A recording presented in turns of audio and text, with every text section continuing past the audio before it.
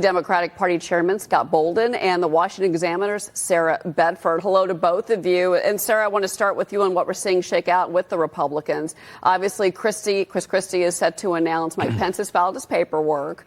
The field is getting crowded now. And we have a different scenario than we had in 2015. In 2015, at this point in time, no one was talking about Donald Trump. They were talking about Florida Governor Jeb Bush. Do we learn anything from history in 2016? And what do you make of the fact you have more and more names coming in that could potentially split the ticket?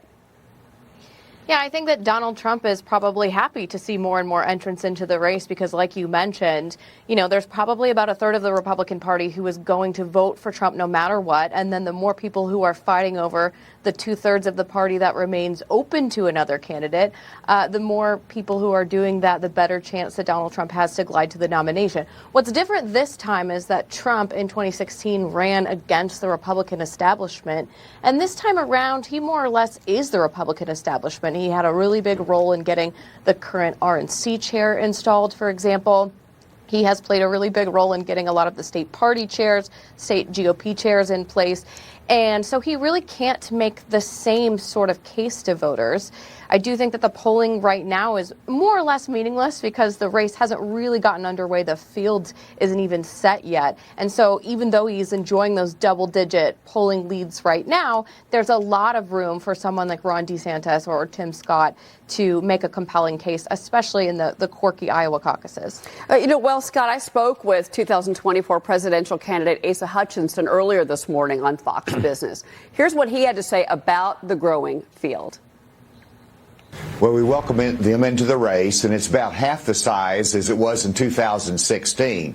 So it's still a manageable number, and more voices really add to the discussion of ideas. It's important to remember that for over a month, I've been an announced candidate, and I'm talking about the number one issue that we face as Americans going into 2024, which is the economy. So, Scott, is it about messaging or is it about personality? Well, it's about space, if you will. As the crowd grows, this Republican Party, they're all vying for the number 2, but not necessarily the vice presidency position, but whether Trump stays in. He's facing 2 more indictments. He's been indicted already, and having represented public officials who are under indictment and running for office, it gets hard to stay in the race. If Trump gets out, then the field is wide open. The lightning is more likely to strike in the bottle than not. And so Trump right now, whether he's running from the jail cell or not, he enjoys all of these people getting in because he's got a 40-point lead, whether that matters or not. And so personality is important, connecting the voters is important, but more importantly, are you going to run out of donors? Donors are important to stay in the race or get in the race, and only the most loyal are there, but there's only so much money on the Republican side to finance all of these races. And a lot of it is flowing to Governor Ron DeSantis right now, as we saw when he began his fundraising, when he finally announced. I want to ask you about this. Robert F. Kennedy Jr. is going to join Elon Musk on Twitter Spaces this afternoon. This is today.